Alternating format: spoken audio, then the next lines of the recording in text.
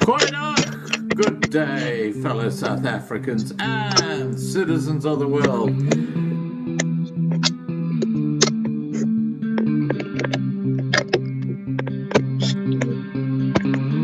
I've been looking around for salvation.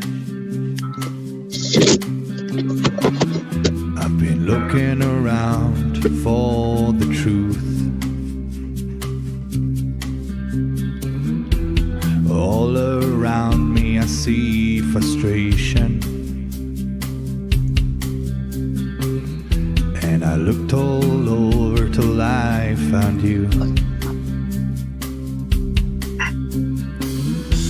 I sit and listen to your stories,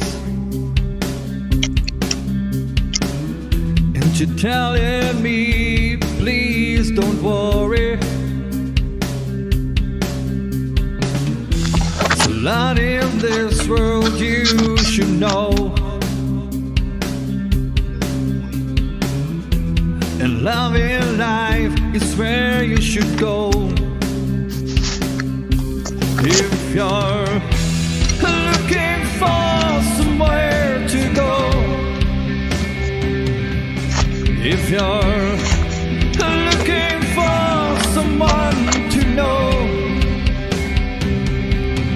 if you're looking for someone to guide you, then love in life will guide you.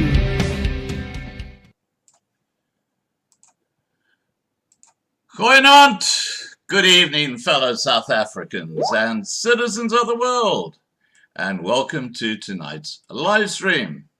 And of course, a special shout out to the Loving Life family. Now, before Van Riebeck arrived in the Cape, the Khoisan peoples and the Karana were masters of the land. They roamed freely, being nomadic in lifestyle, and lived a free life in which stories and fables formed a large part of their belief system. Animals like the hare, the turtle, the chameleon, the sun and the moon, all featured in these fables. There were no natural enemies. The nearest Bantu were east of the Fish River, hundreds of miles away from the Khoisan, who roamed the regions west of Lesotho. Then came Van Riebeck in 1652, and South Africa forever changed. Tonight we're speaking to the King of the Khoi, King Michael. I'll get King on. Give me a second. Good evening, Scott. Good evening, Your Majesty. How are you? I'm good, by the grace of God. I'm good. Thank you very much. Well, it's lovely to meet you, and I love your. Tell me the significance of the. Is it a cheetah skin or leopard skin you're wearing? It's a leopard skin. Right. Tell me the significance of that. Look, it is in our culture. When you become a man, way back you go out and you should kill a certain animal to make you one of the men to sit with the other men. Right. And that's why we wear, and also you know that just to honor our Almighty, you know, to honor him, because he dressed us and he fashioned us in animal skin. That's about in short. Yeah. Right. Now, I'd love to start off with you telling us the background to in particular, the Karana history. Would you mind taking us through the Karana history, even before 1600? Just take us through that. Then we'll look at your ancestry as a separate thing. Yes. Look,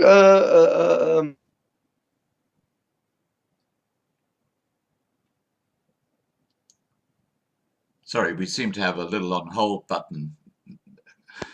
There we are, we're back now. Sorry, could you start again, Your Majesty, because we had the little on hold happening there. So just start again from 1600. Yeah, I say I am really thankful and grateful for this opportunity to tell the story, the version of the Korana. Now you must understand, we have our own indigenous language. Korana, we actually don't have a K when we it's Korana is actually a corrupted form of Korakona. Right. Yeah. So in 1652, when Jan van Riebeeck came in Kuikap is Cape Point. He found the Korakwe. He found Korakwe. Now Korakwe is just different types of Kwe people. He found a king there, Kora, and these different tribes. Right. Now the different tribes is river people, mountain people, people that live in the desert people, but they are all Kwe. That's Right. why you find even today that people think that we are different from the Bushmen. But so he found this Korah there, and Korah was taken away.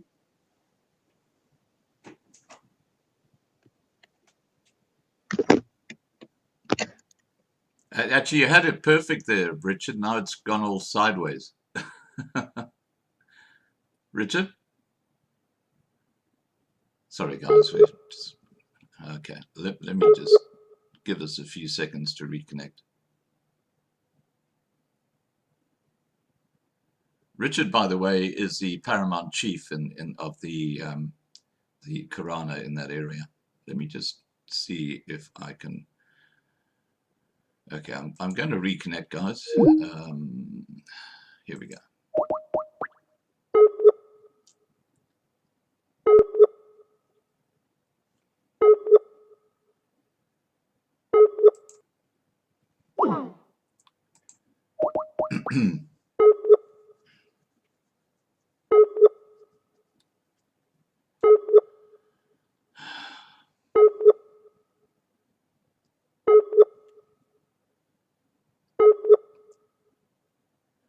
So, what's happening in the side chat? Let's have a look. Garnet says additional clicking tonight, or is it a squeaky chair? It's probably my squeaky chair. Oh, come on.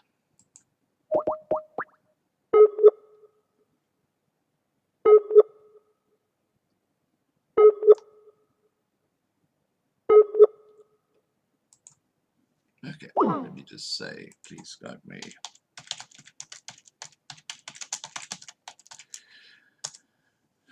Either we've got a little network issue in Roux, or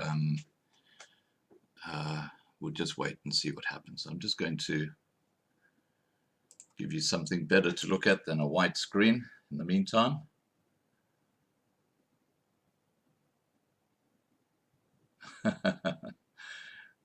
Thank you, Petrus. Nice to know that. He says, I'm available next week for an interview. I'm child of the most almighty King of all kings. So are we all. Okay, let me just try them again.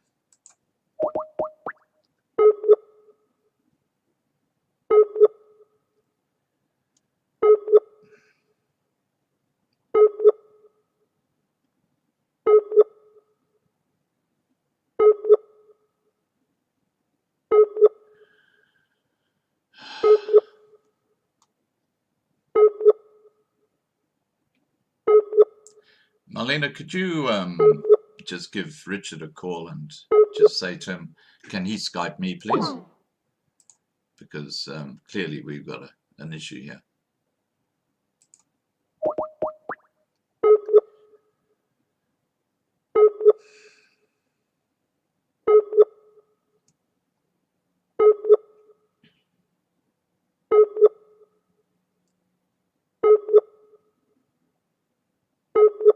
Yeah, Jaguar says probably Telcom at it again.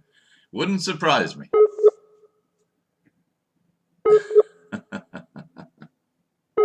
Well, it'll be worth it, guys, once we get him back. It's going to be a fascinating story.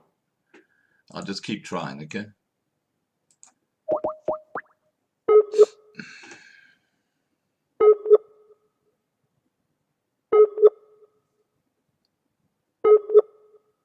Hi, Delina. Thank you for joining us. And for those who I missed earlier, thank you for joining us.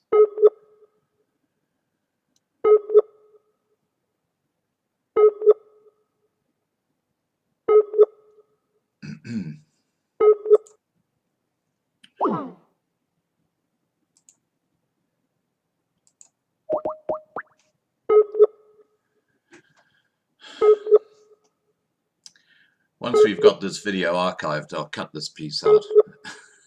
This sort of stuff is so frustrating when it's live.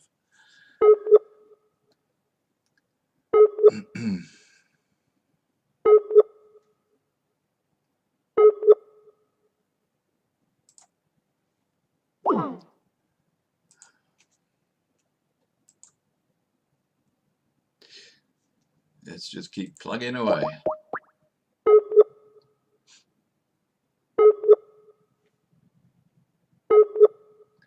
Okay, while we're just waiting for that, I'll just tell you a bit of the Khoisan history as it relates to the early settlers. And what I can tell you is that in the early 1800s, smallpox came to the Cape, and because the Khoisan had no natural immunity like the sailors and the settlers, when smallpox spread through the Khoisan and Karana people, it absolutely devastated them.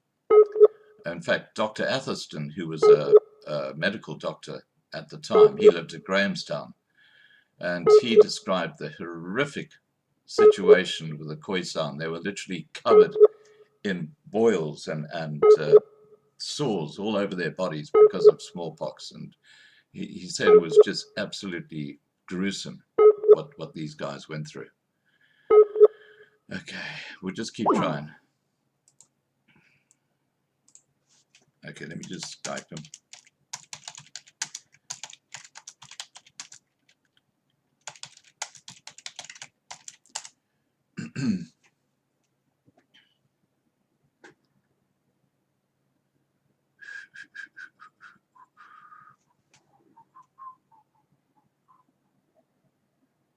Hi, Savvy. Thank you for joining us. We've just got a little internet issue at Roux. We're just waiting for it to pass.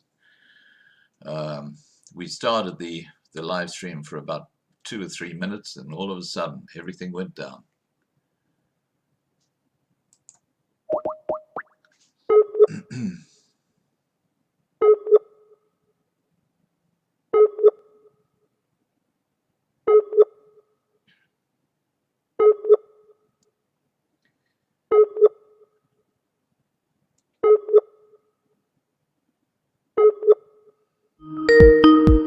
Here we go.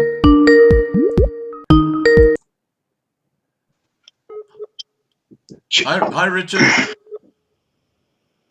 Okay. Scott, I don't know what happened just now. Yeah. We had to start the narrator here, but yeah.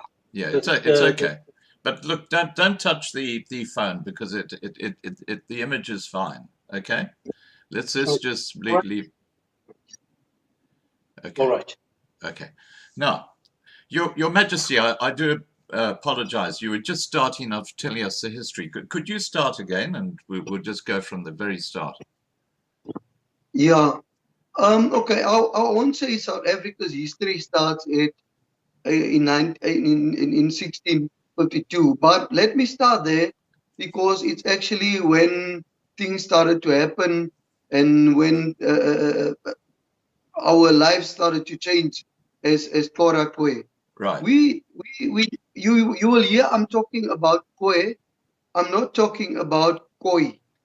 Yeah. Because Khoi is actually a corrupt form of Khoi or Khoi. Yeah. All our yes, you'll always hear that we have clicks in front of our in our language. Right.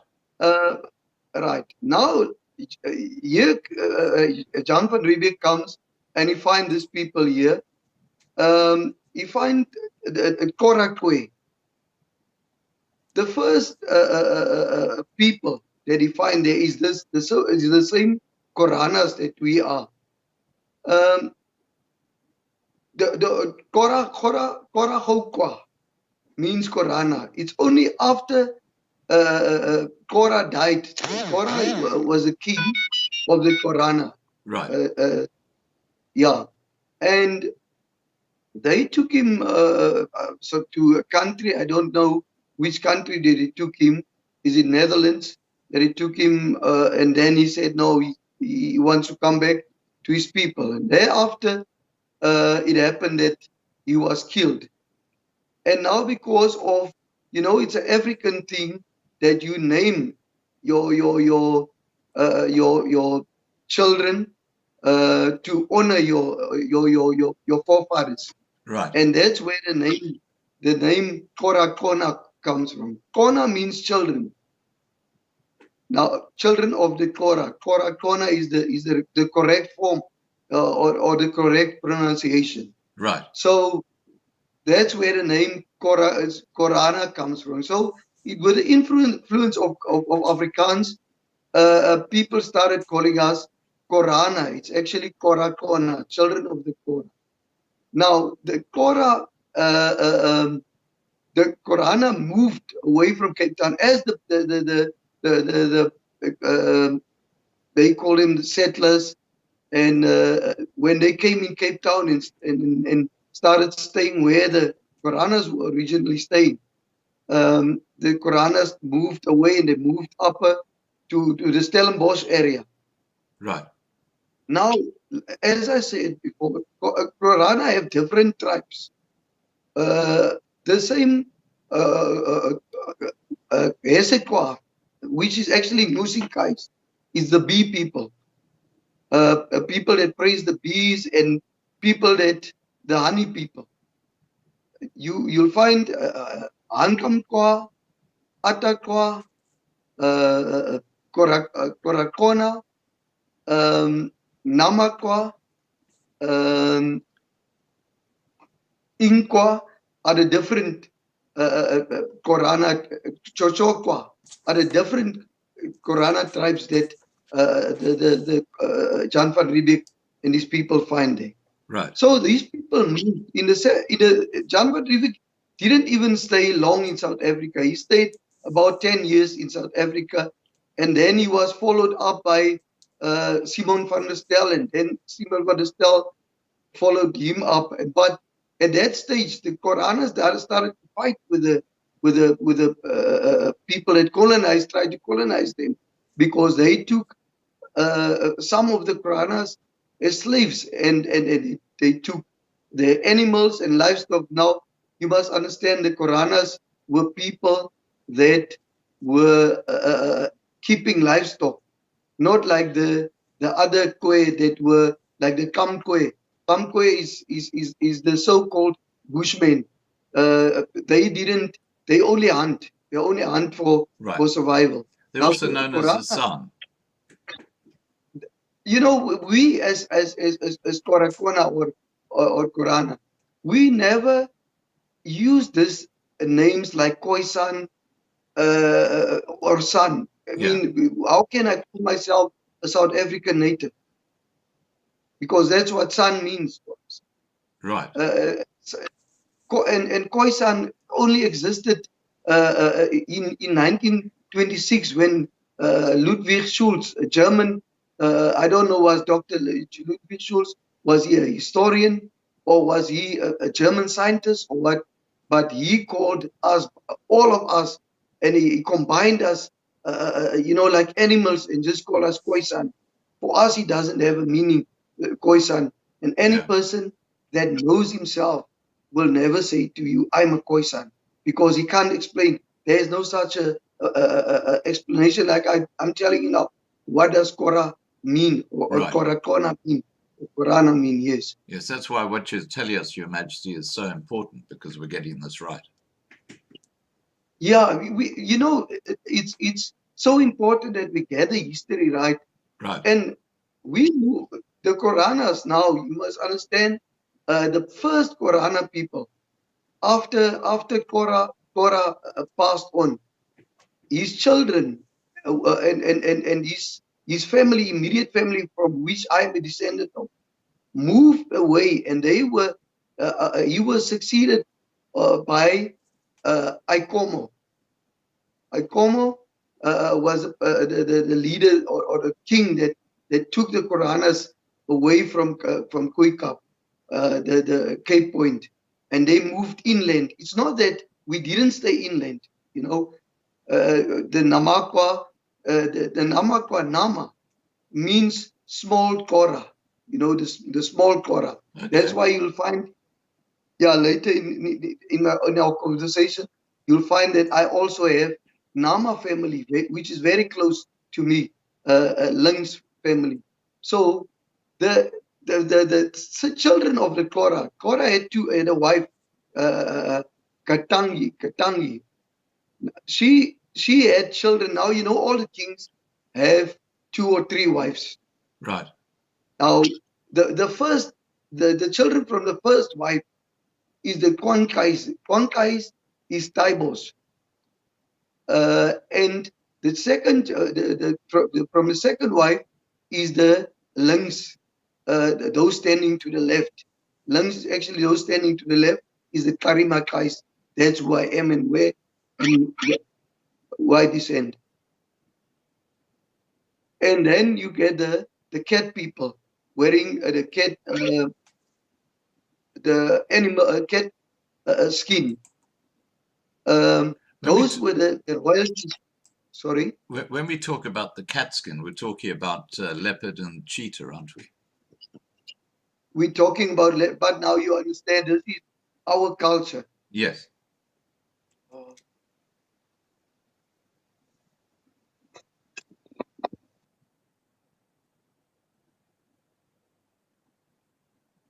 Oh dear. Oh dear. Oh dear. We're back to this again. Sorry guys, we're just going to have to battle through this one. Okay. Okay, let's just see what's going on here. All right. Well, it's really interesting to see how the real names, the tribal names, have been adapted by the influence of white scientists and historians and stuff like that. And it's great to get the actual real background. I'm going to just see if I can reconnect because we're obviously stuck here. Hang on, let me just go out of there and try again.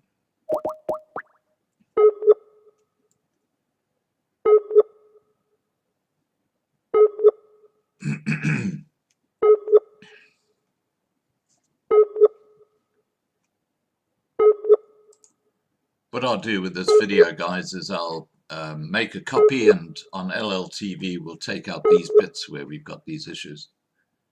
Yeah, I know, Liz. He's got to stop touching the phone, hasn't he? I don't know what makes that happen. Oh, gosh. Yeah, Mario sells YouTube invades his house.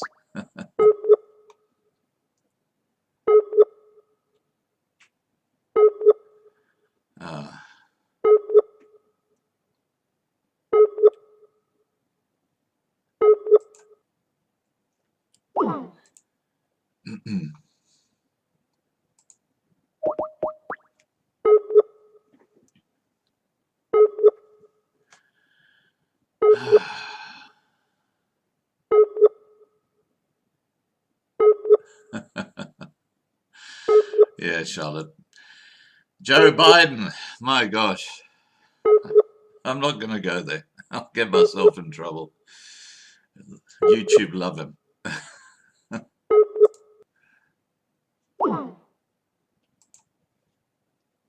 Come on, Richard, what are you doing?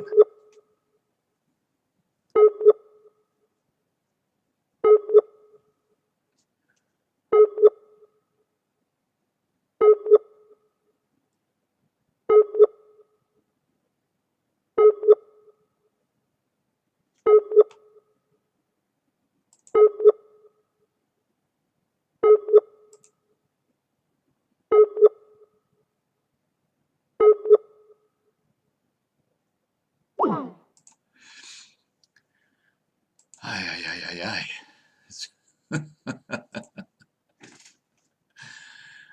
Oh dear.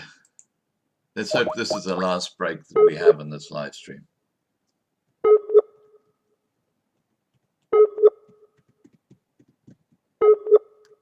I'm going to ask Richard not to touch the phone regardless of what happens, because every time he touches it, it just seems to take it off.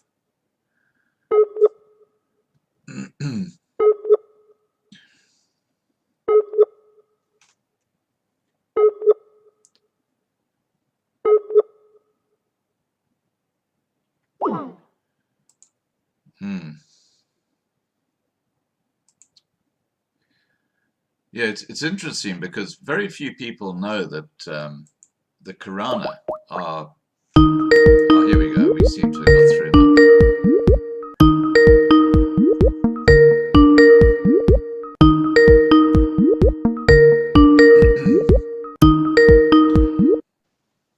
Hi, Richard. Hello. Yeah, we're back. Now, can I ask you a huge favor, Richard? Can you please not touch the phone? No, we don't touch it. I don't know what's we have just breaking transmission time. Like okay. we didn't. I didn't. Yeah. Okay. That's fine. I don't know. Now, Your Majesty, we were just talking about the cat people. Do you want to take it from there? Look, yes. You'll see, like I said, the influence of the European influence or Afrikaans influence into the affairs of the Korana. Ended up that we had surnames now. You know, when the colonialists came here, we didn't have surnames. A person would just give I would give my child a name which I like, maybe a tree or just an animal, and name him. Then and that's how I would call him. Right. But we didn't have a surname. So the cat people is those who prepared skin for the men when they go to war. What do you call this in English? It's called Shield. A shield. A shield, you know, to protect and they were these people preparing the shields and so on. But I want to talk about the Links Korana again, because the Links Korana is the Karimakais. It's who I'm representing. So they were the sons of the Korah, and they were the fighters, and you'll see until the 1800s, 1899 to 1902, where we ended up in the Free State where I'm staying now. You'll see that we were all the way fighting against colonialism, and that's why most of the people think that Korana people extinct, and we are not extinct. There's so many Koranas in South Africa. Most of the people is actually Koranas, and we are the original Kwe because we were the first ones that Jan van Riebeeck found there. So we moved up. You are the original inhabitants in South Africa. The original Kwe. That's Kwe. The name Korana, like I said, just came to honor our king who passed on, my ancestor. It was just to honor. That's where we say Korana. It means children of the Korah. Yeah. And then the name came Korana. But we were always fighting and protecting and our land and our animals and our possessions that we had. So we moved in. We moved inland, and you'll find places like today they say it's Leogamka, the places where we moved. We have a whole trail where we moved from Leogamka. Now it's not Leogamka, it's Kamkamka. Kamka means deep. Kamka means deep. And Kam means lion. So the deep lions, the lions moved there. That's why they said lions moved. Later on, I will explain to you also how we marked our land and how we have territories. And today even, it's still there. And when we talk about the land question, so we went up, and every place where we went as a whole, Kwesiba. Kwesiba means nation. We left a chief with his people there, and then we moved up to Namakwaland, where we had the mines. You know, from earlier, before the 1600s, the mines belonged to us, and now you understand we didn't have to go down underground to mine or to get minerals like diamonds, to go and trade the diamonds to the ships that passed at Cape and Right. or at Port Phillip. We trade. It was our way, and Koranas were the first ones that actually had now you know, weapons like rifles. Used rifles because they were taught by the Europeans how to use rifles. Now because we also use our bows and arrows and so and then we moved to a place called Priska. Now Priska in our language means lost goat. We left people there, and then we went to the main place where lots of Koranas people, lots of Korakona people stay. It's the original name is Karahais, Right. and then later it became it became Olyvenhoutsdrift. I don't know what's the reason of being that it being Olyvenhoutsdrift, but if you go to Uppington, then you'll see there's a lot of grape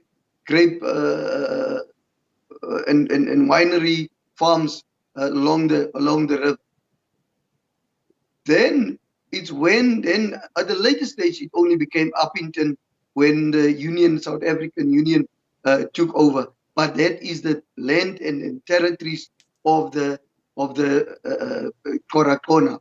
Even today, you find that the municipalities still have the original municipal districts like Kais, Kaikari, Karahais, Uppington's name, and before the river, the Orange River, before it was named after the Prince of Holland, Prince Orange of Holland. Right. I think it was in the 1700s when he visited Stellenbosch, and then they honored him and gave him the name and the Orange River, and they changed the name to Orange River. That the original name was the Karib River, and Karib is my ancestor. It's Karib. Okay. Yes, my great grandfather. Right. Now we move, and now the Taibos and because they were brothers from Korak, Taibos and Lings were always the Karima Kais and Kwan Kais. They were always together. They were using the same water hole to get water from with their people.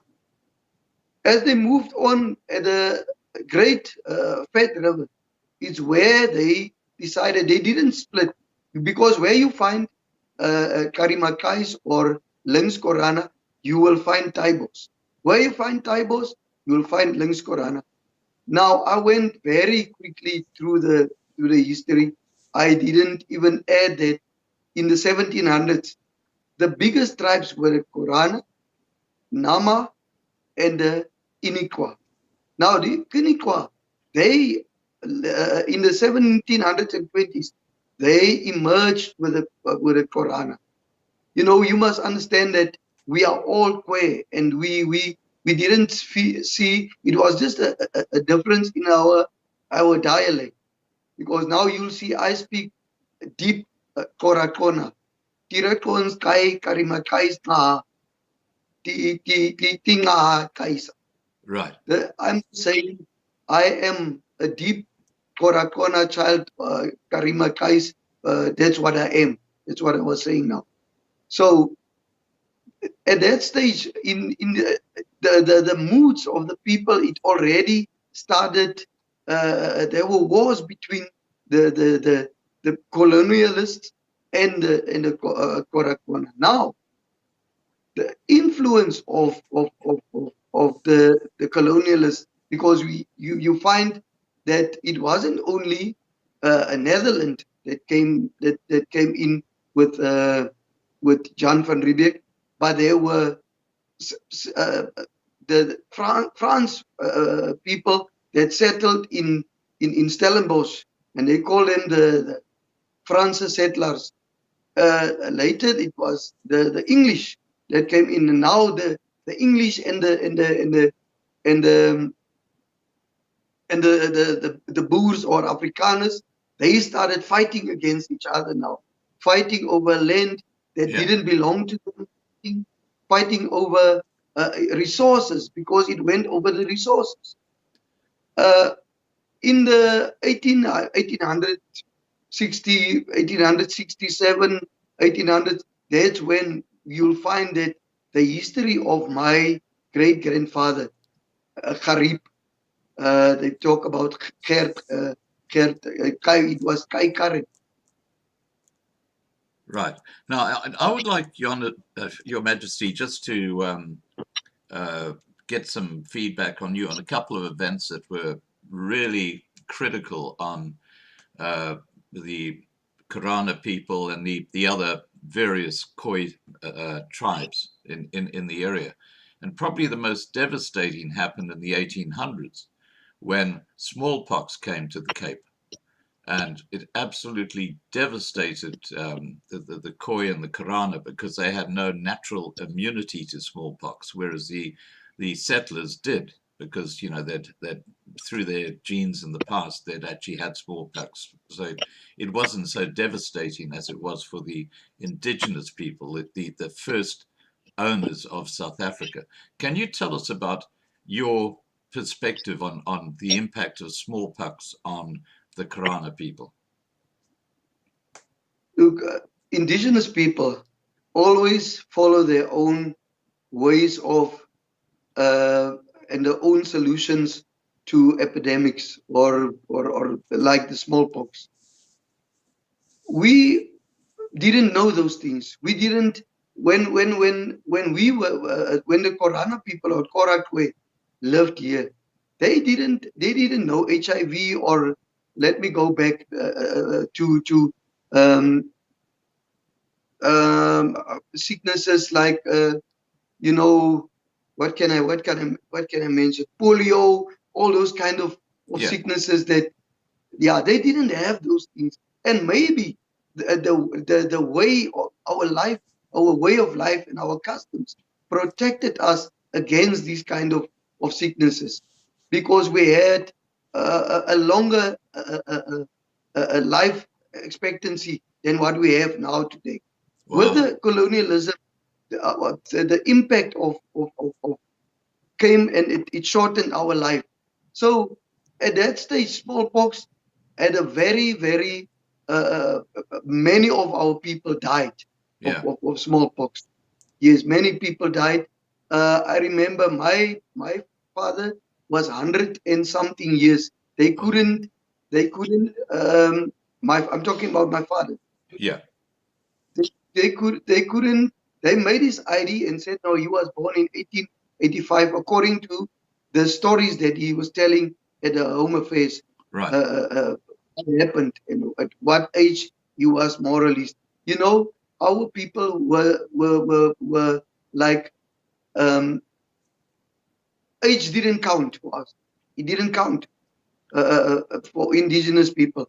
If my child is born now, I would say my child is now born in the season of the rains. then I can give my child also a name like Pule, or also, you know, or that means rain, or Right. aqua, that means water. Then I know this child is born this time, and I make a mark there to say now is now the season of the waters, and the next season now is another mark. It's now, so years didn't count for us, and so it went on and on and on until a person get old, and then we know this is a gaida. Gaida means old person, An elder. an elder, like the Kora Gai Kona. Right. Kora Gai is old, Kona is child. Now the old Korana children, you hear sometimes they talk about the Harry the Strandloper was a Kora Gai Kona. He was an old old Korana. Now Old Korana child. Harry was the man who met Jan van Riebeck, wasn't he? According to history, he was a man that met Jan van Riebeck, but he didn't have. I cannot say that Harry had a chieftaincy, or Harry was because a chief won't wander around on the beach, or you know, a chief won't. He will send someone if he wants to view something, or Right. if he wants something. Yeah. Okay. Now, Yeah. So I just want to ask you another point related to this land issue, Your Majesty, and that is when your people came through, or traveled north to escape the colonialists who were, you know, basically just occupying your land, and you moved up into areas like Namakwa land, and then went east, following the Orange River, or the Karib River. yeah. Your people never came across a Bantu person. I mean, it was just the bush, wasn't it? We came across the Batlaping. Ah, that was up in the north, Batlaping, though. there was up in the north. That's why Yeah. the Taibos came across them. And Taibos, when we split and we moved this side, and Taibos went more to the north, then they met with the Batlaping. Yeah. And many of the like my grandfather met with Mushwesh. Now, Mushwesh was also one of these Bantu tribes that came, and I can't say it was a tribe at that stage. It might be a small Bantu group. Yeah. That was because in he went to Lesotho, hide. wasn't it? That was Lesotho.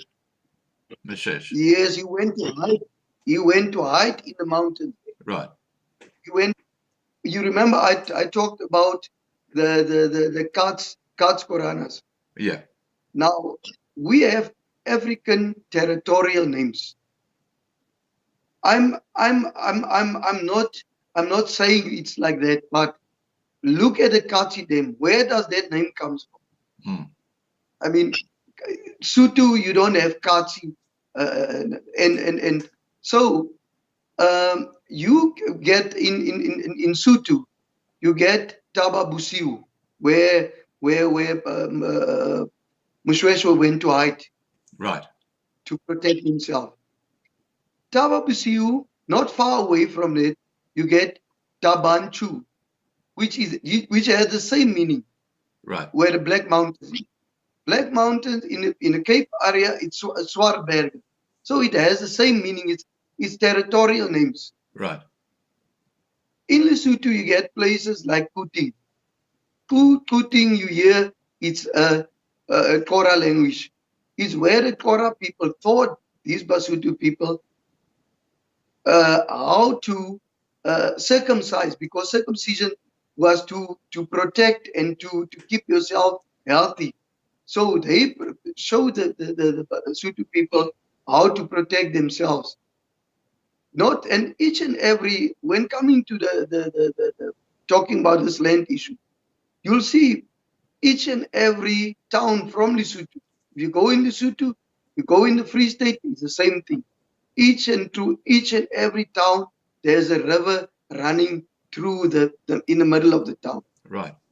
Now, from Kuting, Mohali's Hoek, from Mohali's Hoek, Mafeteng, from Mafeteng, Roma. You hear that the Roman Catholics came there, and they, you know, the what do you call them, the priest that,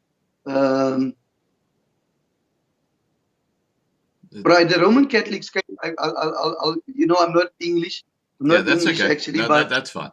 yeah, You're doing very well. yeah, but then the Roman Catholics came, and they also came to spread them they have a part in the colonialism, because the colonialism didn't just happen through the barrel of a firearm, but it happened through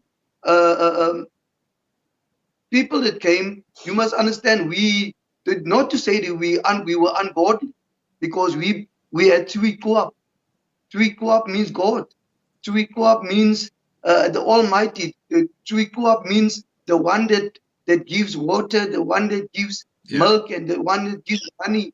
So that we believe, and we danced around in full moon. We would dance around the fire, and we would look up in the sky, and then some historians would write, no, they're praying for the moon. These ones are praying for the moon. While we just said thanks to Tuikuap, that Tuikuap give us light in the night. You know, if it's full moon, then there's light, and you can even see if there's if you are river people, you will see the fish in the water, and it's easy for you to catch fish. It's easy for you to hunt at night, because the moon makes a light, and it shines on the eyes of an animal, and then it makes it easier for you to hunt. And that's how we say thanks to Tuikuap, not that we said thanks to the moon, you know.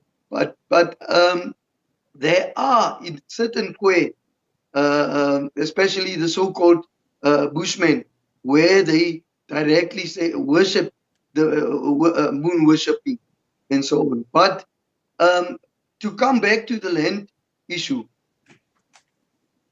from Maseru, if you go in the Kalahari, you will find there's a Maseru in Kalahari. Now you ask yourself, how come there's a Maseru in Kalahari, there's a Maseru in Basotho land? Because the language, it says for yourself that this language wasn't originally, or this places wasn't originally named by Basotho people. It was named by the original owners of the land.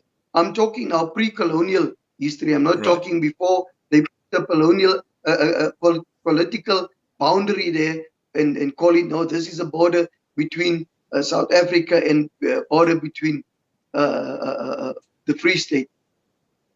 Now, then came people like John Bloom, the first John Bloom, who was a German. And the German killed his wife in Cape, and he fled to Olyvenhoutsdrift or Uppington. There he married into the Korana woman. He took a Korana woman, a Kats woman. He didn't get children with her, and then 10 women out of the Springbok Koranas.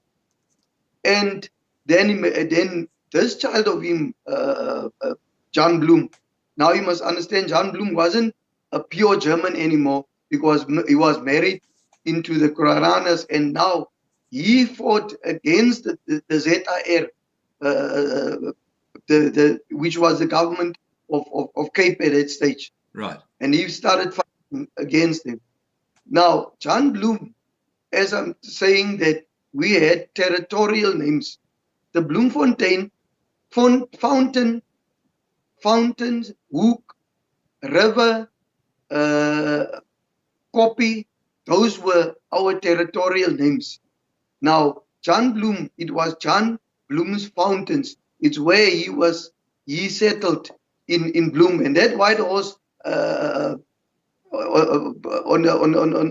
a mountain there at Bloom shows it was John Bloom, the Korana on the white horse, who fought against the colonialism, because he took side now with the Koranas. Right. John Bloom, John Reuters, Knecht Windvogel, and John Bloom had a tree.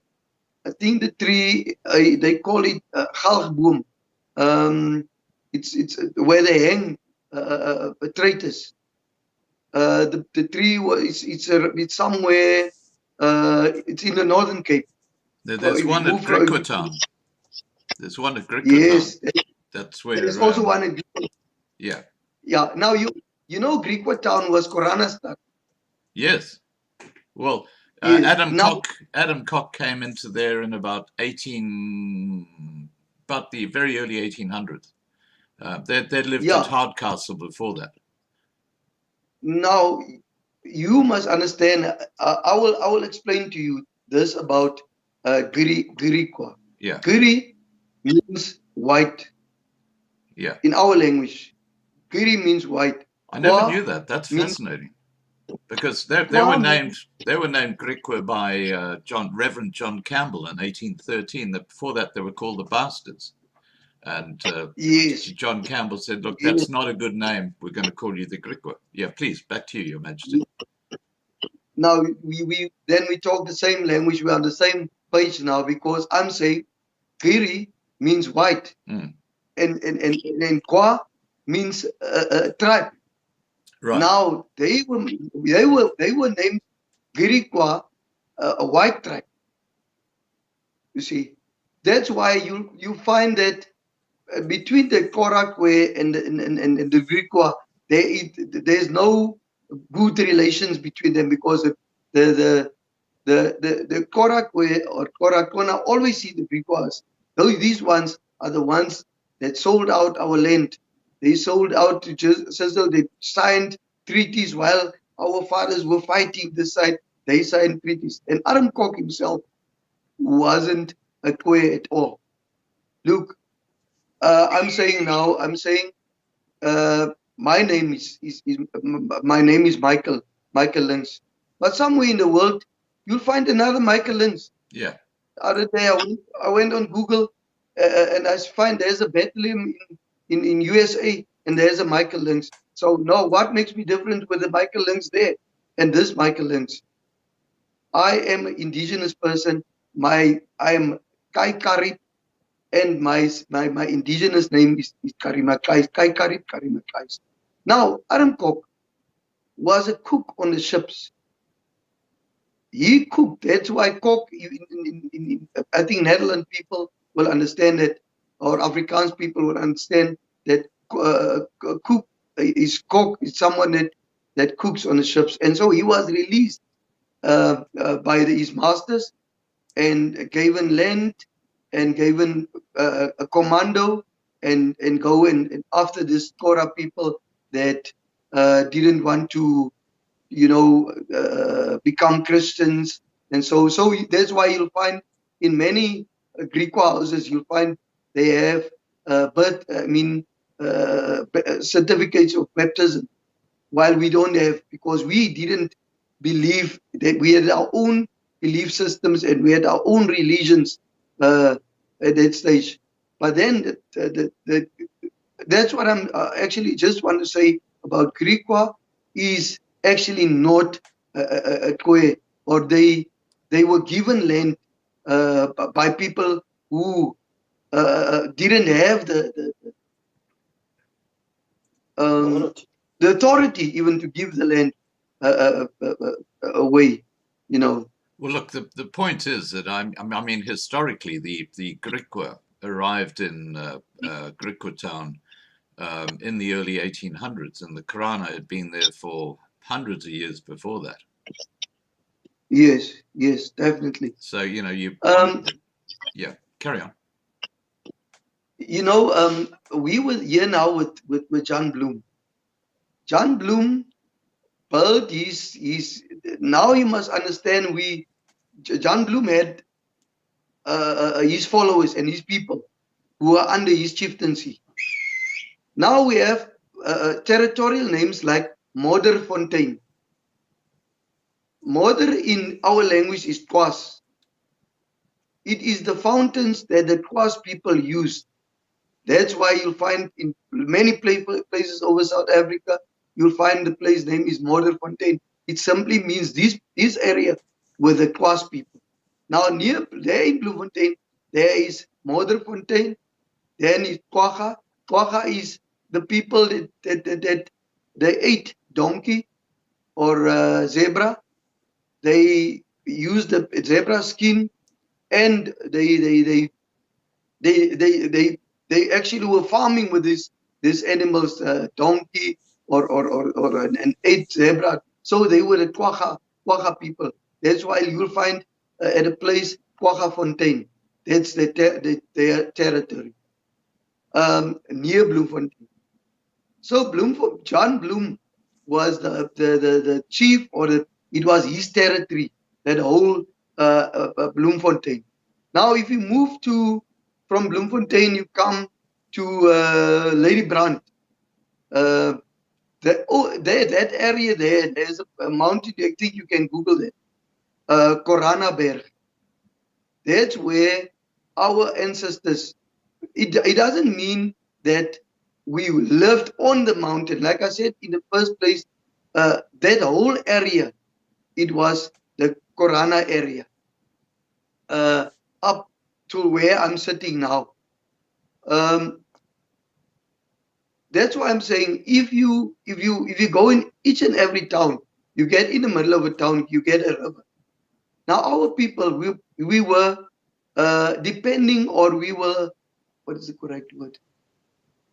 Yeah. On water. Water was a resource of life, Ms. Vaz. Our animals were depending on the water, we ourselves. So that's why we lived next to the rivers and the mountains, because in the winter, when the mountain would be covered with snow, and when the snow melts, it comes down and it's water again for our animals and so. And what happened? The colonialists in each and every town in South Africa, they came in right in the middle of town and they built a church there. That's why you find in each and every town you find a church street.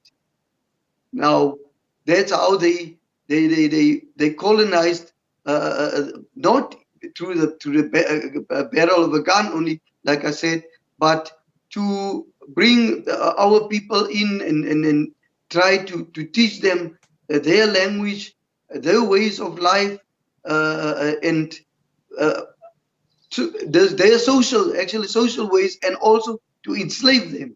And it started with to get them mentally and so that they can submit and submit to the colonialists or the European masters. Yeah. Now, I just want to speak about this expropriation without compensation that the ANC government are trying to bring in. Now, clearly, there are huge parts of South Africa. In fact, I'd say most of South Africa was the first people living there were the Karana, the Khoi, these various tribes basically spread right through South Africa. There were no Bantu people, especially west of Lesotho. I mean, that was just really just your land. Now, what are your thoughts about this government suggesting that they basically had the land and it was stolen from them by the colonialists, and they're talking about right across South Africa? What are your views on that? Let me be honest and be straight.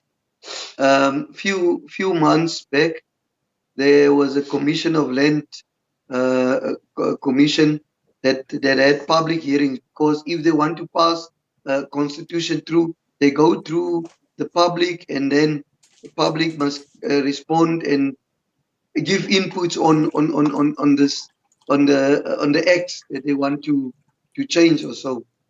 Then I asked them, look, if you go into the archives, the National Archives of South Africa, now you must understand the archive is just documents that of all the court cases and happenings that they keep in the archives, so that it doesn't get lost. Now the land, we know exactly our land. I have proof that the land is was registered in Gert Links, the Gert Links estate papers. In the estate papers, the estate papers is about how many documents? I think in that papers is maybe 100 different documents. One of the documents that I know of is the Gert Links, the trust, Links Trust. So this land is registered into trust. It's not just that the English or the Queen just took the land and they registered the land into the trust, and the trust still exists. Now, the government says each and every one that works the land can now come and claim, land. I mean, if a person come and stay and he buys or he rent, he's from Nigeria and he rents a farm now, and now all of a sudden after 10 years, then he says now he wants this land because you worked the land, while they don't give the land back to its legitimate and rightful owners. It's us. We don't say we want to, people must leave South Africa or we cannot live in peace and harmony because we are godly people. And we've been always godly people. That's why we allowed people to come into our territories, to come into our land. They were just supposed to get refreshments here. It was just supposed to get water here. We were just supposed to trade with them. And after that, lots of soldiers came and it ended up in wars between us. Yeah. Now, as I'm saying, yeah, carry on. We have territorial names on our land. I just made an example with John Bloem's fountains. If they change Bloemfontein today, then they change my history, because John Bloem is now Karana. And John Bloem's, I recently had a quarrel or how can I not say an argument with the Heritage Council opposite in Bloemfontein, where President Brandt built his presidential house right inside the kraal of John Bloem, because we had kraals where we stay. It's in the Kwasi. Kwasi means it's where our elders come together. It's where you perform your rituals and whatever rituals there you must perform, but you perform it there at the Kwasi. Now John Bloem's house was just next to the river, next to the fountain, opposite the court in Bloemfontein. Right. They recently destroyed that house. But as I'm saying, Uppington talk, let's talk about Uppington. It's Karai's. When before you even come into Uppington from Grobler's Hoop, you'll find Karib on the side. And all the different Korana tribes or clans that stayed there, like the Karos people, is people that wear the skin of sheep. Karos people.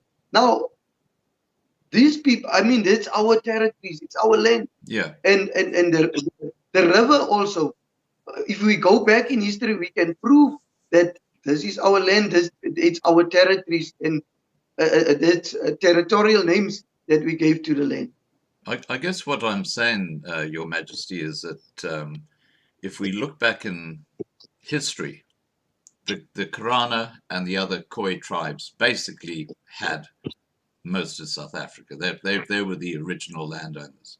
And what you've now got is you've got the ANC and Julius Malema and the EFF.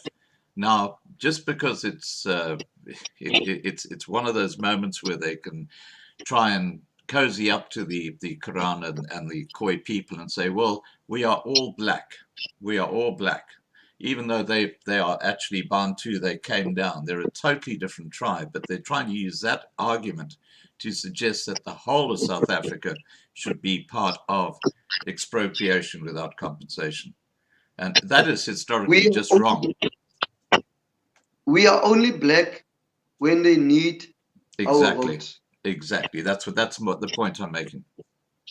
Our people are so much marginalized. I don't want to talk politics. I'm not a politician. Yeah, I understand. But I have to talk the truth.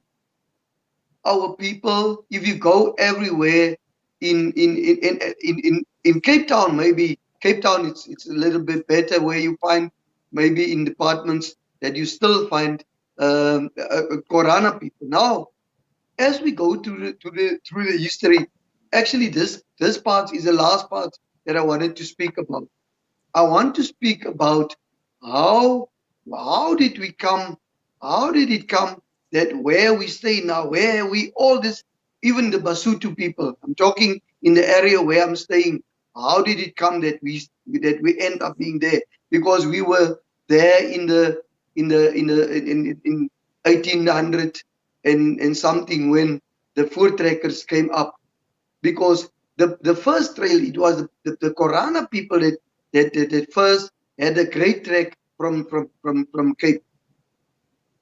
Like I said, to us, Khoisan doesn't exist. Yeah. The only people that will say they are Khoisan is Griqua people, because they don't want to say we are actually the Griqua people. And if you talk about it and ask them, look, right, Griqua people, where's your royalty? Where does your royalty come from? No, from Armkok. Armkok was a cook. He was a slave. Yeah. How can you be royal? Right.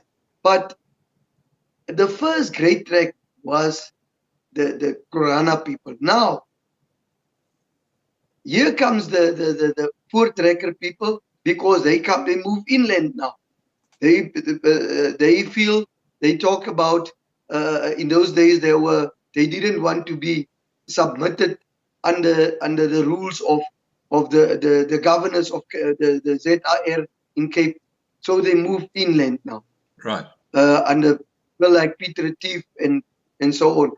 So they meet up with the Korana people. Now, the Korana people, because it's their territory, that's why you'll find that they say Koranas were raiders, because they were always on horseback. And whenever they met Koranas, they thought that maybe they will meet people dressed in an old Khoi attire, you know, just a arrow and a bow, and but then they met people dressed in European suits and so on, like actually like cowboys. And because people like Andries Pretorius, I think Groenewald was the other, were people that were trading with the Koranas, give them rifles, teach them to shoot, and trading with them, and they gave them animals, cattle and so on. And most of the time that you find, you will hear that, like my grandfather were in this war, the last war, we should talk about the Anglo-Boer War. But now we don't see it. We say it's a battle at Mamusa. It's Mamusa is Schweizer Reneke. It's where Schweizer and Reneke was shot by Gert Tybos and Jeremiah Links. Now that parts of the history, our children in the schools, they don't know about that history. They must only learn now about Mandela. They must learn about previously we learned about the voortrekkers and how Piet Retief was killed by the Zulu people who were also from the north. I'm looking at a rugby game in South Africa. The Springboks is running out for a rugby game. The first person that runs out there is a Zulu impi. Why are our people marginalized? Why are they hiding the truth that these people are not the indigenous people of South Africa? Lots and many people think that Zulu is the indigenous people of South Africa.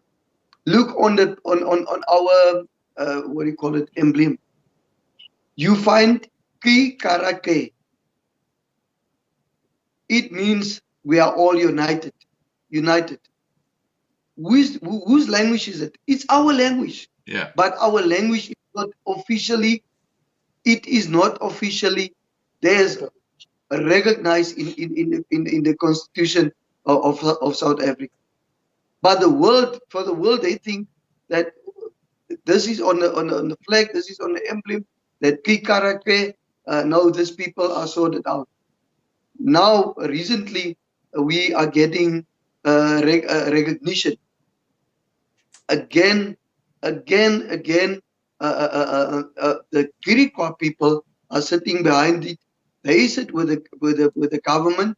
They are sitting with the government and saying, no, we accept the conditions of your recognition to us, and we are so happy. And they give the media that the Khoisan people are very happy in South Africa.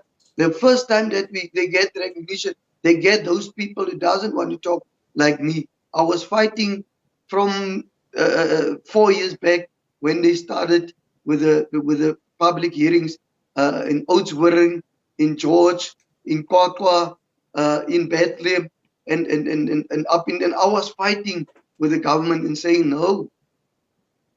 If you say that apartheid is we treat everyone equal now, everyone is equal in front of the law, then why do you make a separate law for the so-called Khoisan?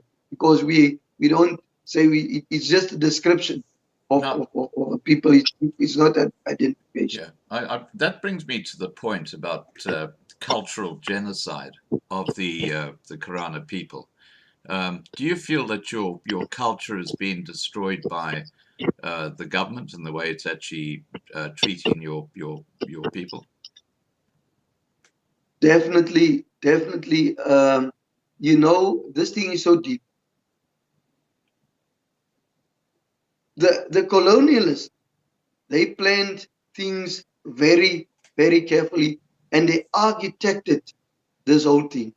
The last person that architected and put it on books was Hendrik Verwoerd in 1952 or 1950 when this apartheid group area act 30, when they forcefully classified the Korana people of Korakwe as colored people. Now you must understand where we moved. We didn't move only as Korakwe. We had the Korakwe could marry into the so-called Bushman woman, although it wasn't a right for a Kora woman to take a so-called Bushman, you see. But we had Bushmen between us, and these people were used for certain reasons because they know the plants more. They know the plants. They know where there is water.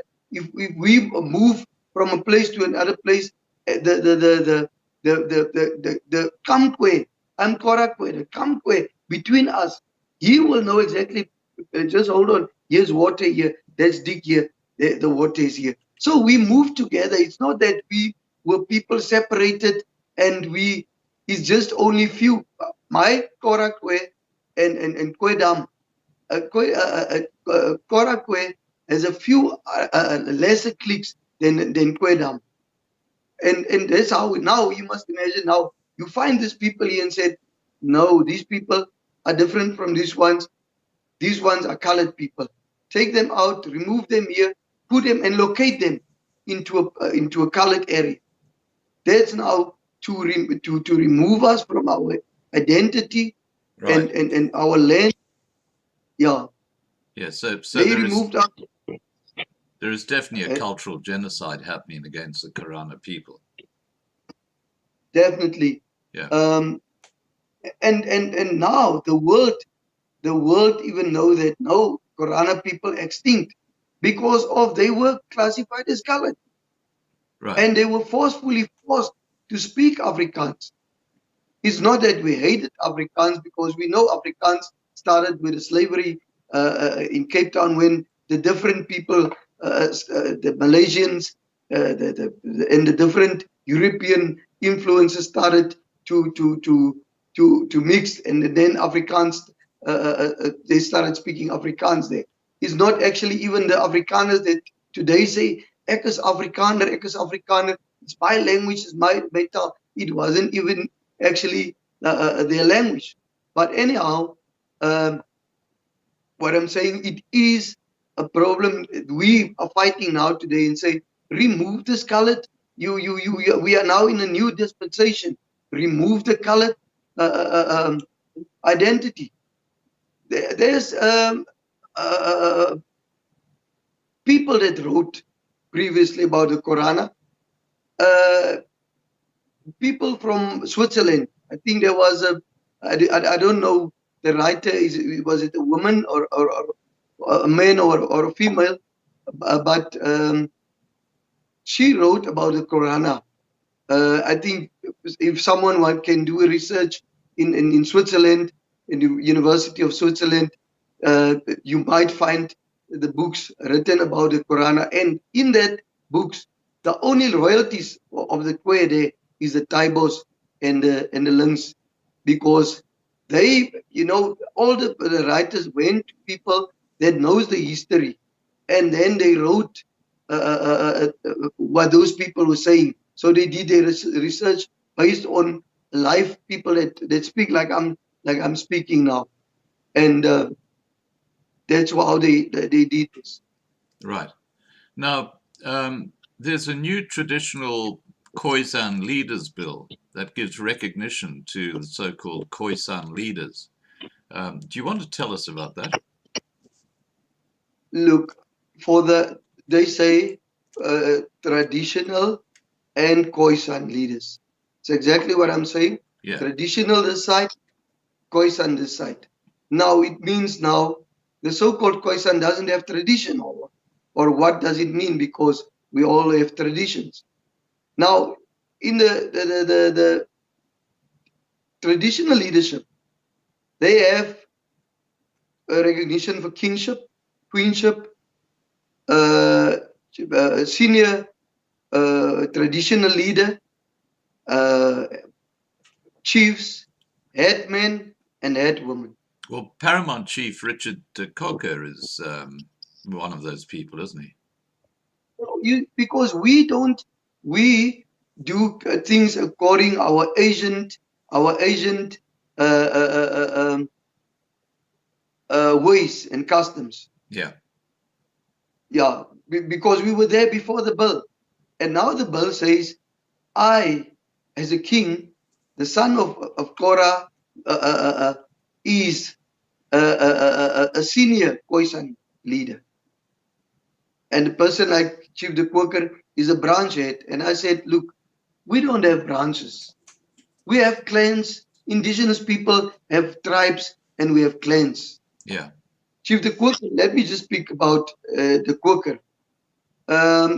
In the Northern Cape, you find quiver trees in Northern Cape. Now, his clan is named after the area where he stayed, at a Priska and up to the Kikarabis. Kikarabis, where the waters is, where the waters combine. They say Ochrabis, but it's Kikarabis. Okay. Now, Akrabi's Yeah. Falls. Ograbi's Falls, Oh, Greek wow. Caribbees. That's an amazing Place area. where waters come together. Yeah, yeah. So you see those trees there. It's quicker boma or quiver trees. Now our people, like I said, we have our territories, and we were named. We have African territorial names. Now, like Lins is not a surname. The Quaker is not a surname, but it's a tribe. Right. So Okay. he's the head of a tribe of his tribe. Right. So now they come and give us recognition and say, okay, you are branch head, you are a senior Khoisan leader. It's demeaning, And isn't it? It kind sorry, of it really is not representative of what you actually or what the Cocker really is. it is not representative, and the Griqua people has this National Khoisan Council. I don't know if you heard about it. I have. They Yes. say, they were appointed by the late Mr. Nelson Mandela. I said, how can Mr. Nelson Mandela appoint people to represent us? Now you must understand, in a democratic, although I'm not a Democrat, um,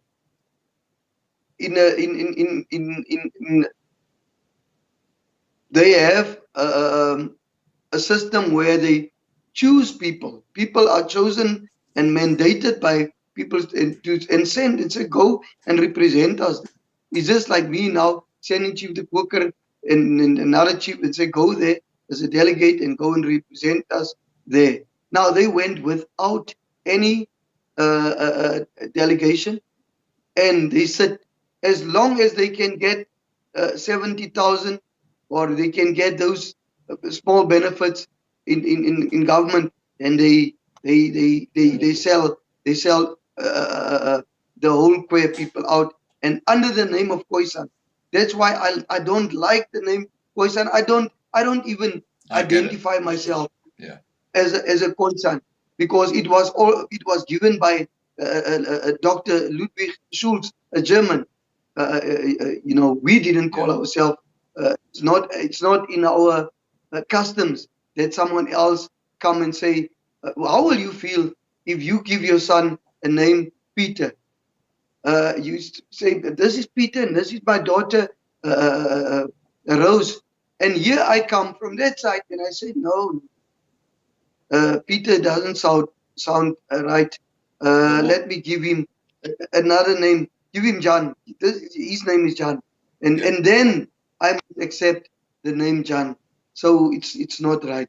Yeah, I get what you're saying, Your Majesty. I guess the thing that I've always believed is that the Karana people were a totally separate tribe too, and I'm going to use this word, the Khoisan. So they had their own identity, and they had their own.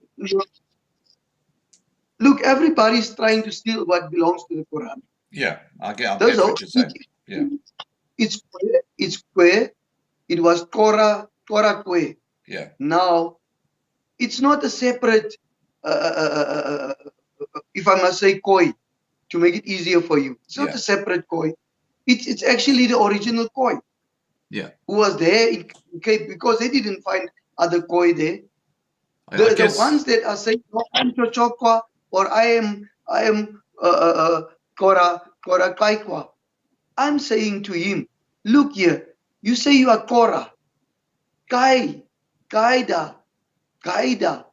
Yeah. Kona means old Korana. So how people there down there, they were slaves. Can I put it another? Can I put this another way, Your Majesty? When we talk about, let's say, the Karana, they are a separate tribe completely to the, let's say, the Griqua people, who are a completely different tribe again. And now what you're saying is that the Griqua are heading up this national council and making decisions for your people, who are a completely different people, and I can see that's a huge issue for you. Look now with the Rooibos and Nestle. Nestle is an international company, and they made decisions with Nestle and agreements with Nestle that Nestle will pay for Rooibos, using Rooibos. Rooibos is a plant that only grows in South Africa. Right. The cedarberry. Now, it's our intellectual property and our indigenous knowledge and intellectual knowledge. Now, the Griqua people, they just appoint themselves, went with Nestle, sit with Nestle, and then sit with the government this side and say, okay, on behalf of the Khoisan now, under this Khoisan name, we make agreements. You will give us so much and we will give us so much. They didn't consult with us. They didn't consult with us. Up till now, they announced last year, was the year before last, that the 12 million was paid to the Khoisan people. We never see those monies. Those monies end up with Sizzle Affair. I'm not afraid to mention his name. I even said to the lawyer that says she is representing us, it's Leslie Johnson. I said on Facebook, Leslie Johnson, you are corrupt, you are fraudulent, so that they can take me to a court, so that I can, but they don't, because that's what they do. Yeah. And Yeah. really, this is very, very painful. It is very because I'm looking at our children. I'm looking at my children. I'm looking at the children in the community. I'm looking at where are these children going? Because even if you get a degree, how many people are sitting at home with the degrees? Those ones who have matric certificates, Yeah. they don't just get work, because if your surname is not right, then you don't get the job. Yeah, no, I can see what you're saying, Your Majesty. You need autonomy. I get that. Now, tell us about the culture and the customs and the religion and the magic of the Kwe. Look, from your birth as a Korana or a Korakwe, you let me say, my wife is going to give birth now. Then she will be helped by the elder ladies, the woman that will catch the baby. And after the birth of the baby, it's not like westernized people, where I can just come in and enter in my house after birth of the baby. It will take me 10 days not seeing the wife. And after the 10 days, when I come from hunting or when I come from work in the new modern days now, when I come from work, I just don't go directly to my wife who gave birth, or directly to my baby. I just sit outside and I cool off for a certain time or period, and then I can come inside the house. Now the baby, there are certain things, you know, that you put on your baby to protect the baby against evil spirits. You know, westernized people, they don't believe these things. The baby is born and there he is, and pray for the baby and there he goes. But we protect our baby. Even the first days, 10 days of a Korah child's life is very, very important and crucial, because they believe, we actually believe that his head can fall in if you by mistake maybe go and sleep with another woman, or you do certain things which is not according to the custom. So the Korah child must be protected. They use the woman, elderly woman, would take a jackal testicles, and then they made medicine with the testicles, and then they use the skin and put it also around the child to protect the child. And we also have a certain fats of animals that we put on the babies to protect the baby. Right. And The is that last, still practiced today? you know, even colored people, so-called colored people, because our people are brainwashed and they grew up, some of them grew up, or most of them, let me say most of them, not say some, grew up knowing we are colored people. But you will see when this person get married, then you'll see, no, there's things that they do. Even if the person dies, there's things that they do. Let me make an example. When a person dies, westernized people, the person will go to the mortuary and he will stay there, and maybe uh, within a few days, a coffin, and there he goes to the church, and then he will be buried, and everyone goes home. With us, it's a totally another story. The right and correct way, or the ancient way of a Korana, is to be in his skin, to be what they used to do is to slaughter a cow. Take the skin of the cow, put sal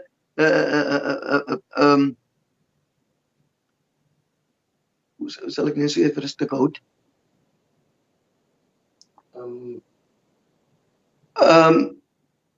Something like a stick at the back, Oh, yes, yeah. straight up, yes, and tie him to the stick. And when he dig the grave, we dig the grave down, and we dig the grave like this. So the person will go down like this in the grave, and then like this, and then the where he is, it will be closed properly, so that when they throw in the sand there, or then it doesn't touch the body of that person, Right. which is tied up by. That's how we used to bury. And again, also the family of the person, when he died, the wife, the night before the burial, the body of the person will come to, and they will put him inside the house, so that they can say goodbye and greet him forever, and they speak out their heart with the person before he totally goes on the way now and pass on to the next life. Because we did believe that there's life after death. Right. Now, there are different ways of dying also. If a person died a count up death, count up death is an evil death. Maybe he didn't die of just being old, because our people didn't die of sicknesses. They die of being old. You know, certain Khoi tribes, depending on your clan, if you become too old, then they would put you with your things right in the middle somewhere, and then they can leave you behind, and you tell your children, no, you can go and you can leave me, because the person is too old now. The person cannot do hunting. The person cannot do nothing for himself. Yeah. And then the person would be left there. But when the person dies, count up dead, it means this person has been killed, or he was being killed by a wild animal or so, and he died. Then the person dead is not ordinary dead, and it's not dead where his children can keep maybe his skin, or his scepter, his kiri or so. They bury all those things together with him, and they move away from the place where he was staying, because they say now he will not rest. He will be he will become a ghost now. He will become a cow now. Yes, Right. yes. So that's how we practice. And now, what happened when people from the north came in? Because we say Bantu. Ba is a plural form of many in Sesotho. Right. And two means actually people. You see, so that when many people came up from the north, they adopted and they steal our cultures. You understand? Because you must understand. Look at the Basutus. Basutu means actually those brownish ones, because the Mshweshwe took Kora people, he took different people, and he built his empire or his monarch with the help of the English people, because they know the Lesotho has diamonds there, so they protected, and then it was they call it a directorate or something, directorate, yeah, just like they did with Botswana. It was Botswana land became an English directorate or British directorate, just like Lesotho. So those people actually started now adopting the Kora ways of life, the lifestyle of the Kora. That's why I said earlier in putting, it's where the Kora people taught the Basutus how to circumcise, how to go to the mountain and to become a young man, because you will not be accepted between the men if you don't go through the now. Now the now, I cannot. It's sacred things. It's things that I cannot publicly just speak how to become a man, because a man, you must go with us to the mountain and see what we are doing there, and then we go. On the ladies' side also, ladies had to go to the rivers, and the old ladies will see whether she's still a virgin at the river, and they have the ways how they find out that she's and now this old, what is so I don't know what is the right word to use about this ancient customs that we practice. We taught our children how to treat a lady, how he is the protector of the family, how he is the provider of the family. Now, here comes the westernized way of life, and in schools today, they teach children of 13, 14 years that, listen, you have to use condoms. You have to use prevention if you have sex and so on. So it was forbidden for us. You don't have sex. You don't come near boys. When you come near boys, you bow down when you put their food down, and you move backwards on a certain way, and you're out. You don't play with them. You don't mix with them. And it was a custom that worked for us perfectly. Yeah. And that's our ways of there's so many customs that I can talk about. No, look, I find that fascinating, because really having those sort of customs meant that you had far more, you had a far better future for your people, because, you know, there was a clear direction, families worked, and what's happened now is that the Western society has broken down the family unit, which is so sad. It's broken down the family unit. Now you must understand, in the Kamkwe, I'm talking about now the so-called Bushmen people, they had a small kraal. They had a kraal, because they were kind of people that they could marry amongst each other. Like, say in one kraal, they said the chief is the father key. The father he's the eldest chief in the kraal. Right. And he's the one to listen to. He's the leader of the kraal. Now, he has sisters and he has brothers, and they have children, and so those children, if they stay too far from another kraal, they would marry amongst each other. That is a Kamkwe, what they were doing. But our Korakwe, you would send a person go and seek if you are a wealthy man and you have many cattle, because Korah people, they had cattle. They were living a pastoral life amongst the rivers, and so you Just would can I send. just ask you a question on this, Your Majesty? The Yeah, tradition of lobola that the Zulus used, did that come from the Korana? it comes from the Quran. Wow. Look, we send people. We send maybe as I'm a king now. Now Yeah. I'm sending the chief. Go to Ed Kroll and look for a woman there for me, or look for a wife for my child. Right. And then when they come there to the Kroll, they look and they see, they identify a suitable wife.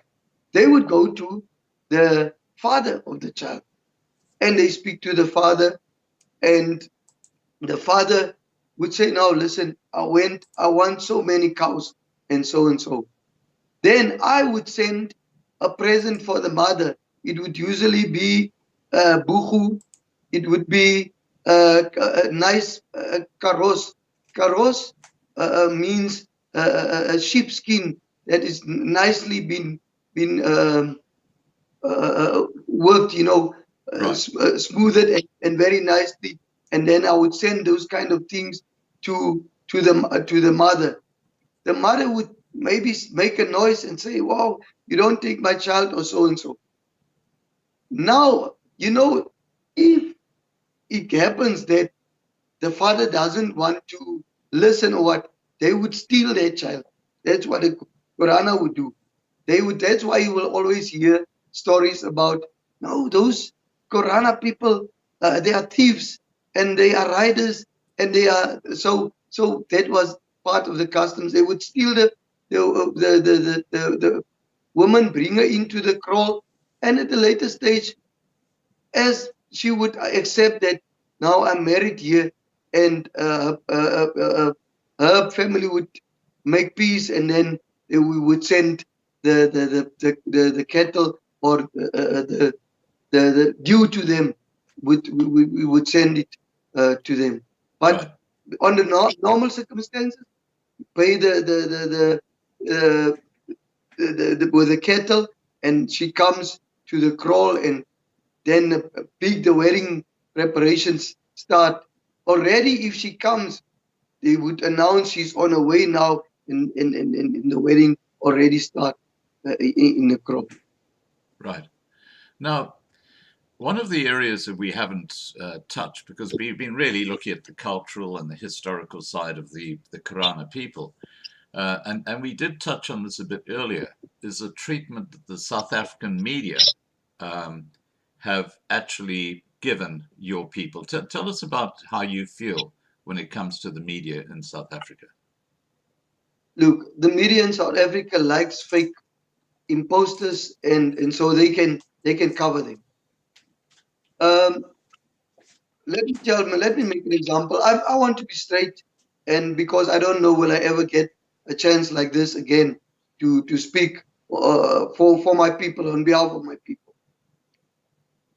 A person walks, calls himself, "No, I'm a Khoi activist," and he walks from the place called Kebigano, from Port Elizabeth, and he walks to Pretoria.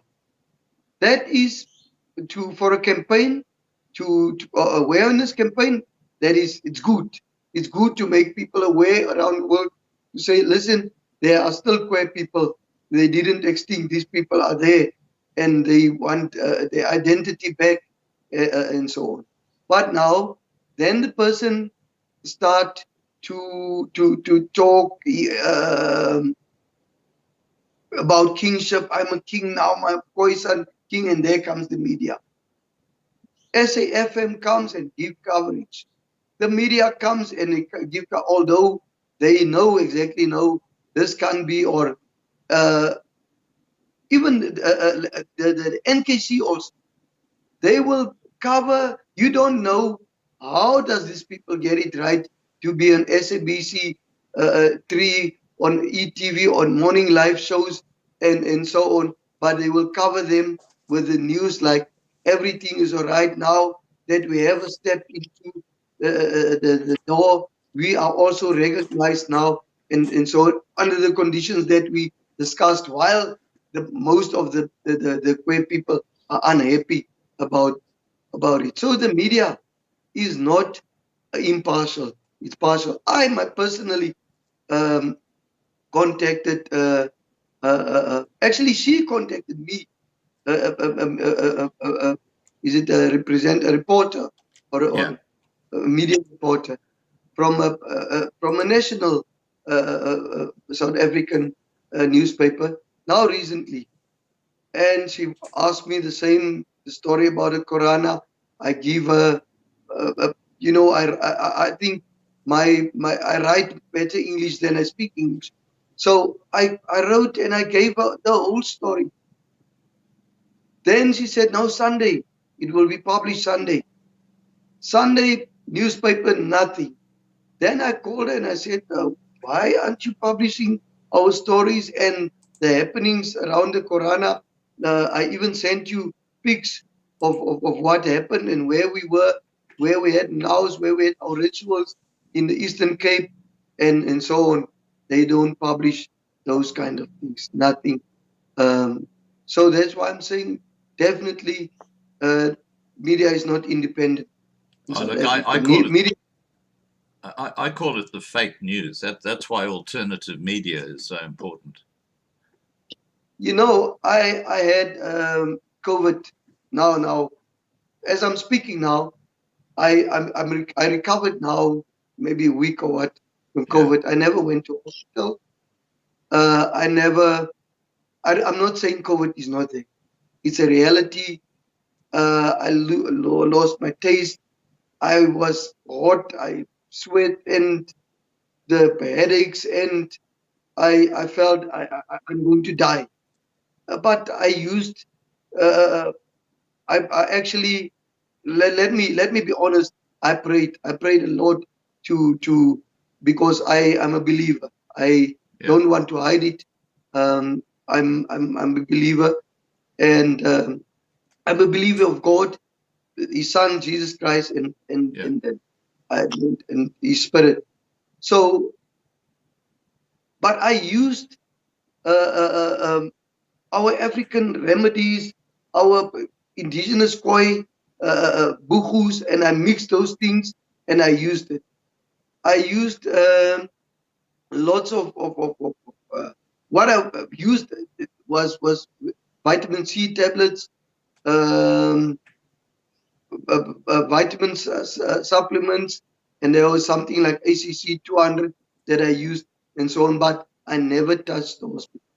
Yeah. And so I gained my strength. I cannot walk like before or run maybe 10 kilometers or 5 kilometers. I cannot. I walk 1 kilometer and then I'm tired and I walk back and then I have to rest. Well, I know that.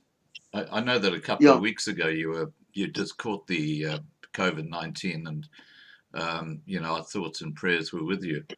And I'm pleased that you've recovered from that. But look, we know there is this thing called whatever it is, the COVID-19. But the way they've actually locked down the country and the things that they've done are just ridiculous. What are your thoughts on that? Look, people goes to hospital and they are not so sick, and then within a week they die. Yeah. I'm not saying doctors are killing people. I'm just saying that I think that COVID, the vaccines is not hoe sal ek nou sê, Mark? Produced. Vaccines is not created or produced for COVID. The virus. Yeah. The vaccines is actually just to control us. Yeah, It's to take over our DNA. you know what? Um, Those are such wise words. What you've just said is exactly what it's all about. yeah. The COVID was created for a vaccine. The vaccine is not created for COVID. That's what I want to say. Yeah, yeah. Look, I get exactly what you're saying. Now, Yeah. okay.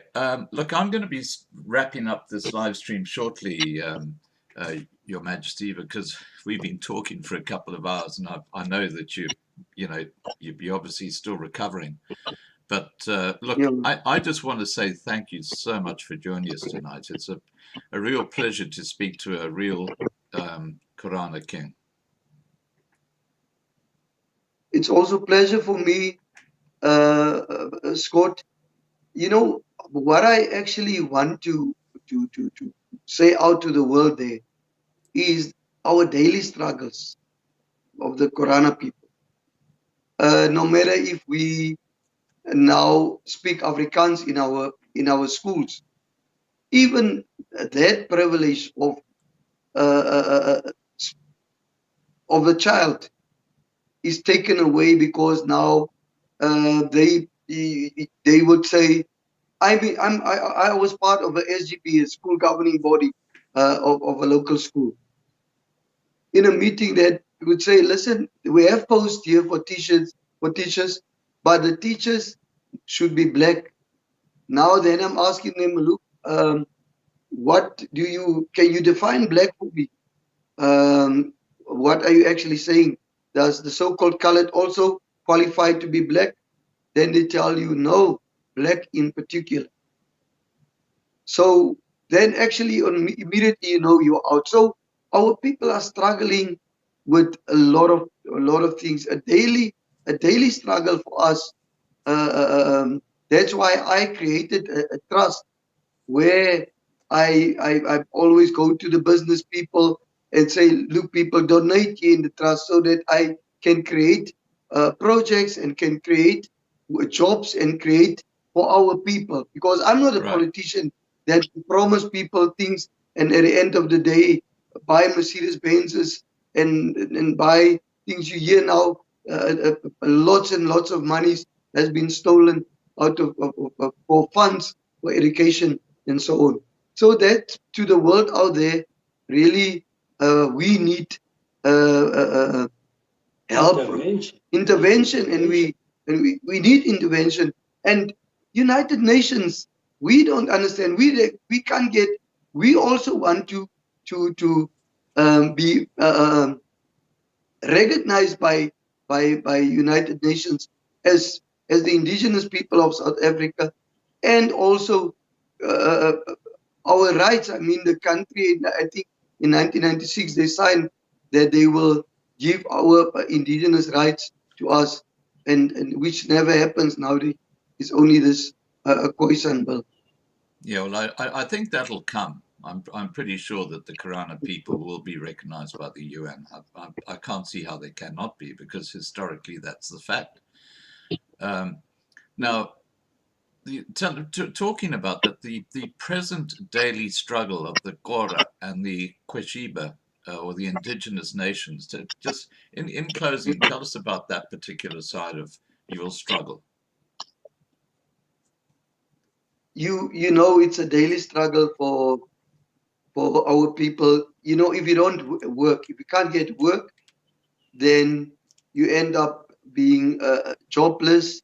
You end up getting involved in drugs. Youngsters getting involved in drugs. Mm.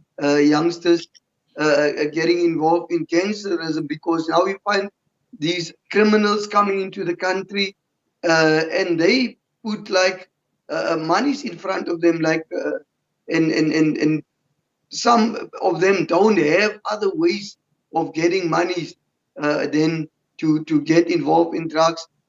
Women get abused by men because they have to get to the streets now and get money to feed their children.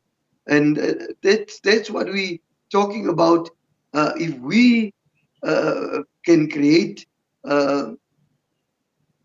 work for our people, and work our own lands, and because you'll see many farms has been taken by people that even cannot do farming, Yeah. and then they yeah, and then they give them these farms, and there they just waste and everything. I'm talking about outside town here, where we had a apple farm, which was one of the most productive farmings around here, giving people employment and so on.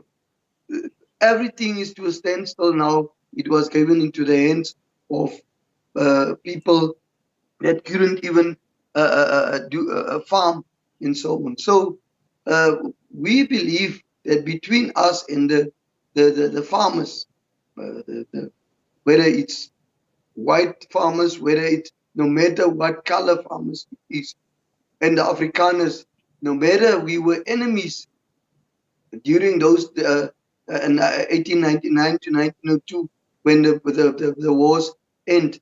But today we can build a new South Africa. We can build the land, and the most important thing is food safety. That we can work towards securing the food safety, because we will end up in one other country where the people is going to starve and so on. So it is a daily struggle for each and every Korana person, elderly people who doesn't have food to eat. You know, in our communities, to go to your neighbor and go and ask milli meal. It's something ordinary. It's something ordinary. It's not something out of wow. How can he come now and come and ask a milli meal to make food? You know, not even sugar. I'm talking about something that is means what's a type of food soil is it? It's A basic type of food. Like mini pop. Yeah, millipap. A basic type of food for the especially in the Free State and Transvaal, Yeah. people are eating millipap. So when another person comes, then you throw your milli meal. It is a customary thing for us to give your neighbor milk, to give him, if you have cows, give him a calf so that he can also have cows, and then he can bring your cow your cow back when he has as many cows or cattle now. That is a basic thing between us in the customs. But now it has become a struggle that people are asking food, and some people are not honest. It becomes a point where you find house breakings.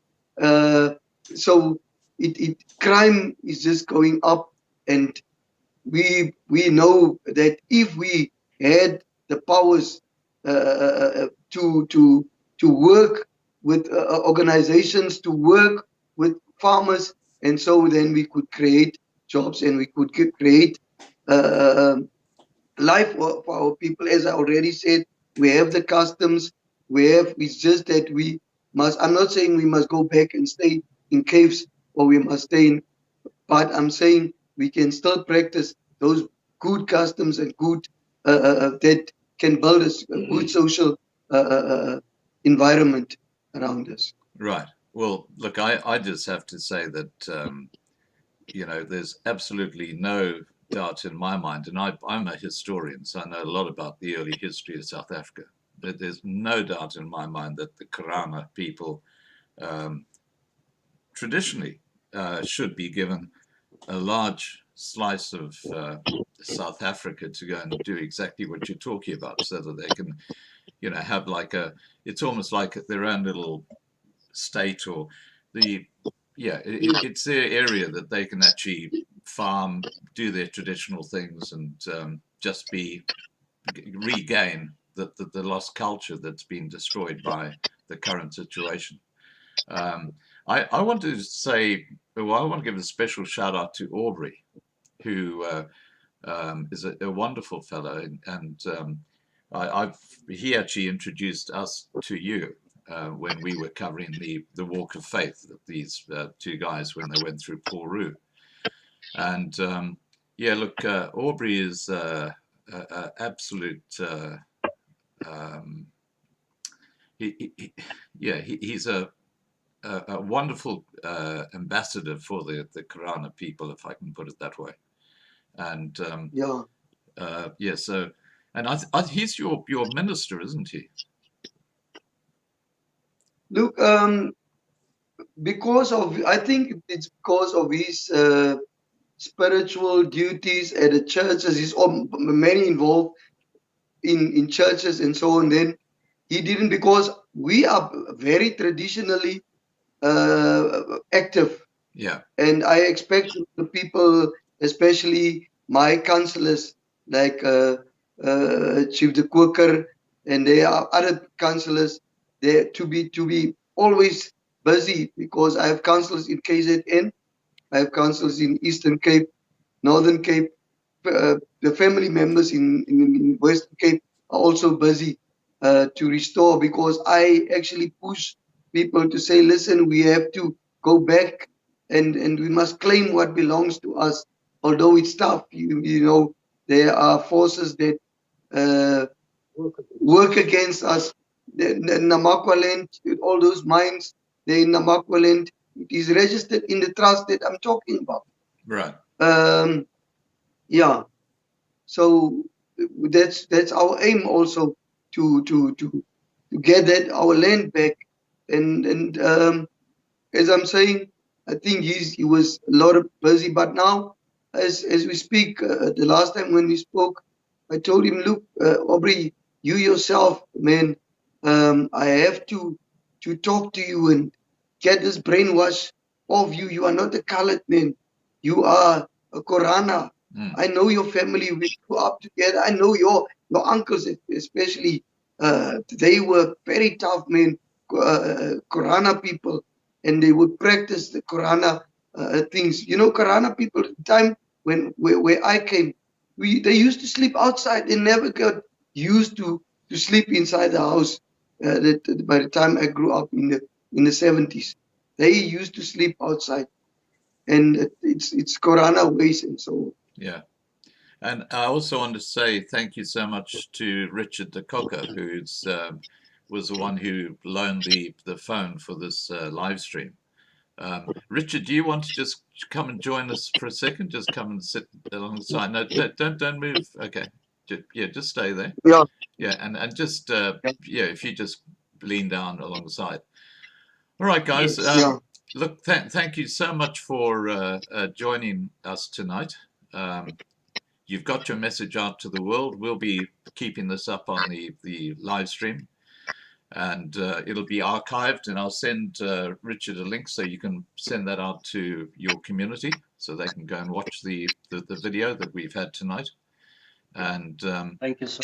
I want to thank you both so much for your time and trouble and the incredible knowledge that you have, Your Majesty. It's been absolute pleasure talking to you. I thank you. I thank you so much. It was also great, and for me, it's just a wonderful experience. And I know somewhere out there, people will know our story now. Absolutely, we'll certainly let people know. Yeah. Thank you so much. Okay. Thank you so much, Scott. Okay. Take care, guys. Bye for now. Thank you. Bye. All right, guys. That was an amazing discussion. I love history, and I love the cultural side of what we've just shared there. And the Karana people are so misunderstood by the world, not just South Africa, by the world. They are a huge part of the early history of South Africa. And yeah, I mean, it's an amazing tribe, and basically the First Nation. And yeah, you heard what King Michael had to say about expropriation of land without compensation. I can understand his frustration. All right, guys, I just want to thank the moderators for keeping an eye on the side chat. And for all of those of you who've joined us tonight, I hope you've enjoyed the discussion. And tomorrow night, we're going to be talking about Eskom. And we've got someone who's going to be blowing the whistle on a few things that kind of overlaps with that big announcement by Tokyo Sekwani the other day. I'm going to say no more than that, but it's going to be a very interesting evening. That's Sunday night, 8 p.m. Johannesburg time. Take care, and I'll leave the side chat open for a couple of minutes so you guys can say your goodbyes, and I'll see you Sunday night, 8 p.m. Johannesburg time.